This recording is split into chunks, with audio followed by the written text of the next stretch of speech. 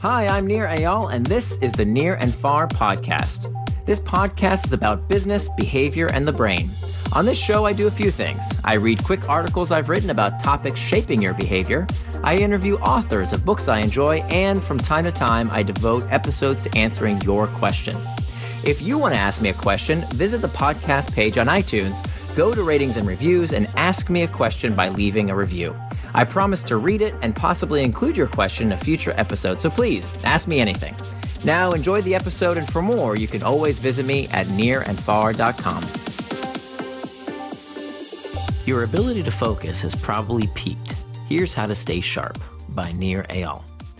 Having a hard time focusing lately? Well, you're not alone. Research shows interruptions occur about every 12 minutes in the workplace and every 3 minutes in university settings. In an age of constant digital interruptions, it is no wonder you're having trouble ignoring distractions. In their new book, The Distracted Mind, Ancient Brains in a High-Tech World, Dr. Adam Gazzaley, a neuroscientist, and Dr. Larry Rosen, a psychologist, explain how our ability to pay attention works and what we can do to stay focused. It turns out attention isn't as simple as it seems.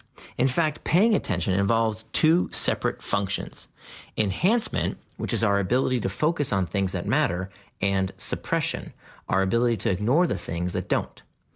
Interestingly, enhancement and suppression are not opposites. They are distinct processes in the brain. To quote from their book, although it may seem counterintuitive, we now appreciate that focusing and ignoring are not two sides of the same coin. It is not necessarily true that when we focus more on something, you automatically ignore everything else better. We have shown in our lab that different brain networks are engaged when we focus compared to when we ignore the same thing, end quote.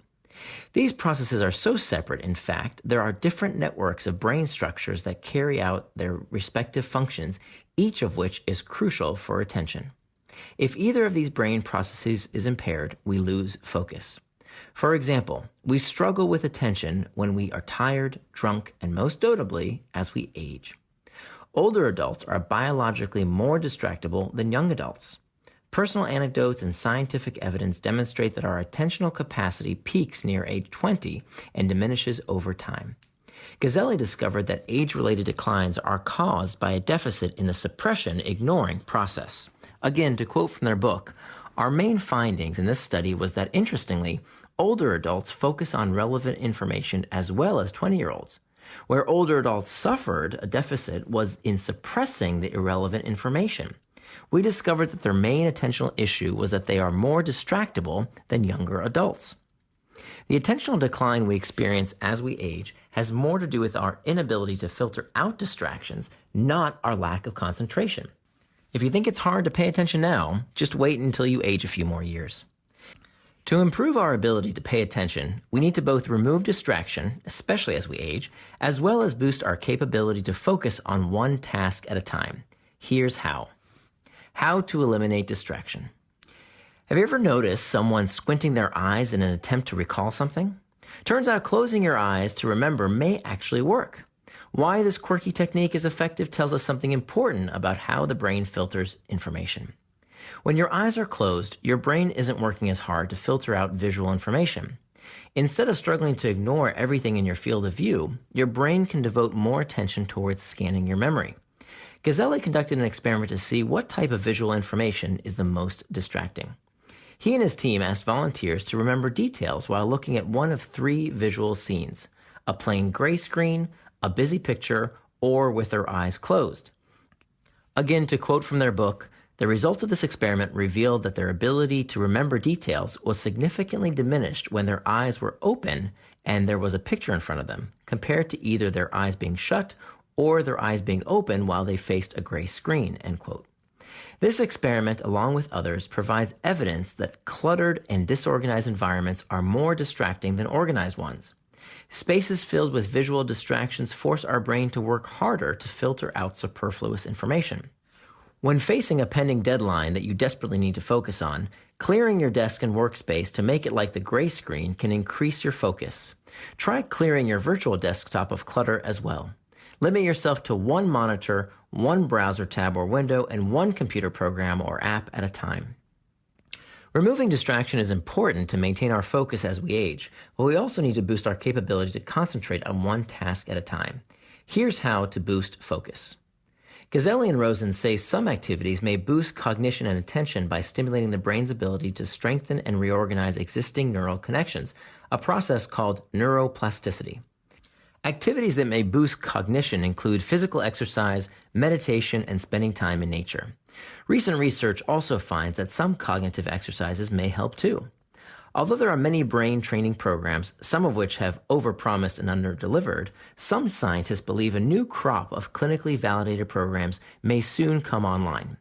Again, to quote from their book, cognitive exercises are an attempt to improve brain function by harnessing our brain's inherent plasticity rather than by explicitly teaching a strategy or a skill. Most training programs attempt to accomplish this goal not just through repetitive task engagement, but also through adaptivity. End quote. For Gazzaley and Rosen, adaptivity is key.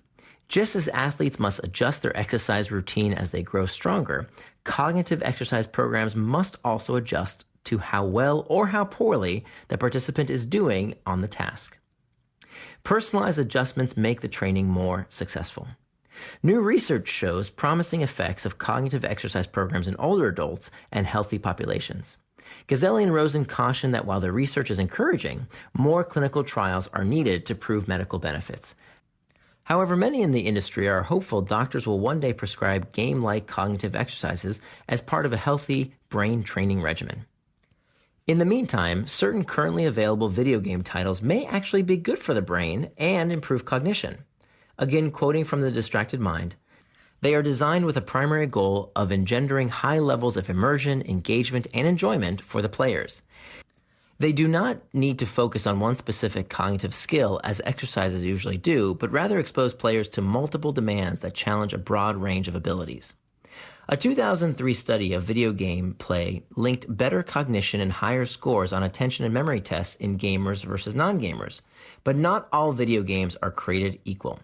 Non-gamers who played the first-person shooter game, Medal of Honor, 1 hour per day for 10 days showed improvement in cognition, while the ones who played Tetris did not. Again, quoting from their book, the researchers' conclusion was that the nature of action video game play was critical in forcing players to simultaneously juggle a number of varied tasks, like detecting enemies, tracking existing enemies, and avoiding getting hurt, among others. End quote. Video games may give you a boost, but not every off-the-shelf game will do the trick. The difference between the games that work and the ones that don't gives us information into how the brain changes in response to its environment. Video games good for building focus create environments that are fast-paced, interactive, adaptive, and have complex reward and gaming structures, like a brain playground.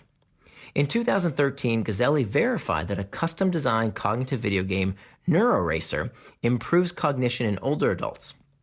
Dr. Gazzaley's research led to a proprietary technology platform to measure and improve certain executive functions.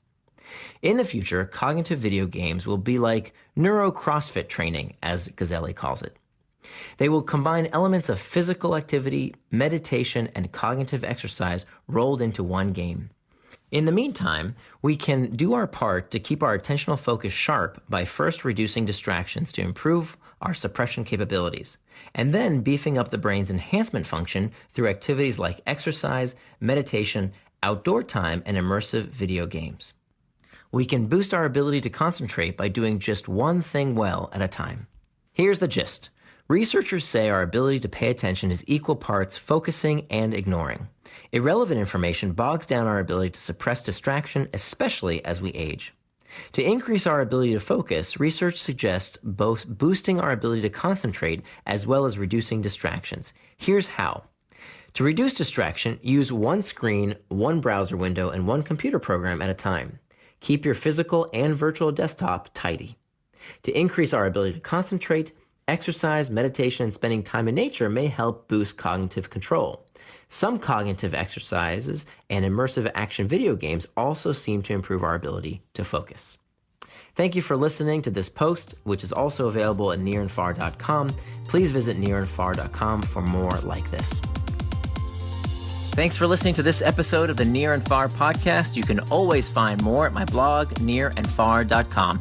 And don't forget, if you have a question you'd like me to explore in a future episode, leave me your question in the form of a review for the podcast on iTunes.